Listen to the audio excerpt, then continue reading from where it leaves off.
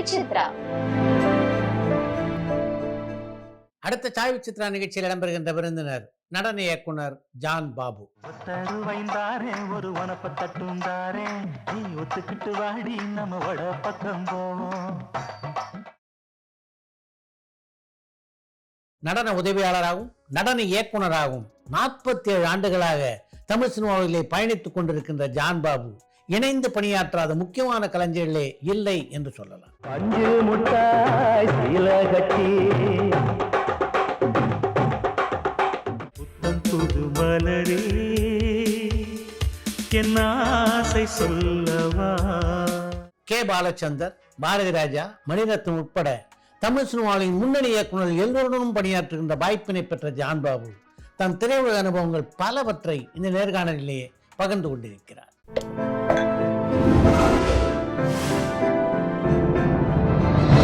சாய் விசித்ரா. உங்க குடும்பத்தில் யாரும் சினிமா உலகத்தில் இல்லை. அப்படி இருக்க இந்த சினிமா மேல உங்களுக்கு எங்க ஆர்வம் பிறந்தது? ஃப்ரெண்ட்ஸுங்க வந்து கிளாஸுக்கு போவாங்க, எங்கே சினிமாவுக்கு போனாடே நான் பின்னாடி அடிக்கிறேன் பாரு, பின்னாடி அடிக்கிறேன் பாரு, அந்த கூட ஆடினவங்கலாம் சொல்லுவாங்க. அங்கே அந்த சீனியர்ஸ்லாம் இருப்பாங்க. ஆமா, டேய் போட. அப்புறம் உடுப்பி ஜெயராம் மாஸ்டர்னு ஒருத்தர் இருப்பாரு. அவர் வந்து கொஞ்சம் கிளாமரான பாய்ஸுங்களை போடுவார். முதல் நாள் படப்பிடிப்பு எப்படி இருந்தது? ஒரு நாள் ரிஹர்சல் வச்சாங்க, பின்னாடி நிற்பேன் நான், முன்னாடி இருக்கிறவங்களாம் அடி பலரும் உழுதுட்டு இருக்கு.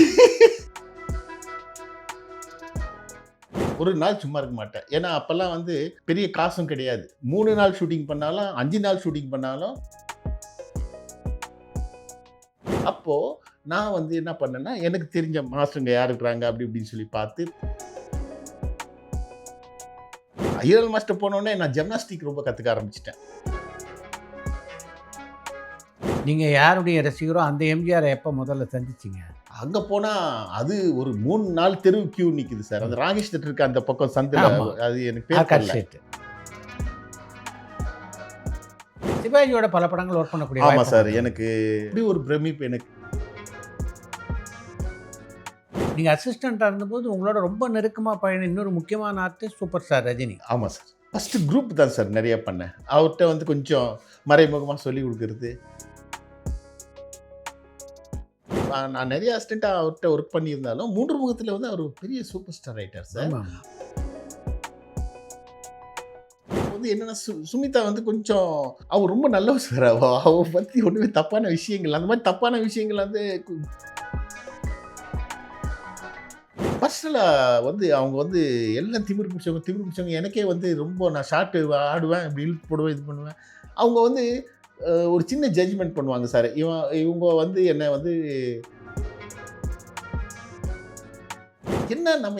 நம்மள ஒரு கிளாமராக பார்த்துன்னுக்குறாங்க, நம்ம சும்மா அப்படி லுக் விட்டாலே கிம்முன்னு பார்த்துன்னுக்குறாங்க. ஸ்ட்ரக்சரு, காஸ்டியூம் தான் சார். அவன் என்ன பண்ணுவான்னா மெடோனாவை பார்ப்பான்.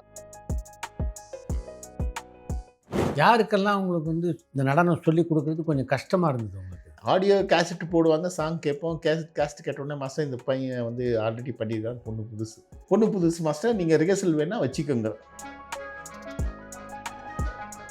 அதுக்கப்புறம் அதுங்க பின்னாடி போயிட்டு அந்த கண்ணெல்லாம் நல்லா மை அழகாக போட்டு வந்துருப்பான். கொஞ்சம் நேரத்தில் பார்த்து அதெல்லாம் கலைஞ்சிருக்கும்.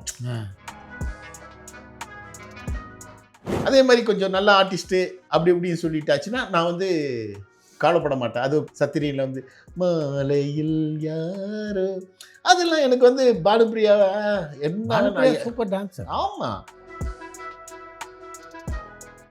இன்னைக்கு வர்ற நட்சத்திரங்கள் பார்த்தா எல்லாருமே பெரும்பாலும் நல்லா நடனம் கற்றுக்கிட்டு தான் வராங்க. கற்றுக்கிட்டு வந்திருப்பாங்க. ஆனால் சினிமாவுக்குன்னு ஒரு பாணி இருக்குது. கரெக்ட். நம்ம வந்து அப்படின்னு 3 கட்டிங் கொடுப்போம்.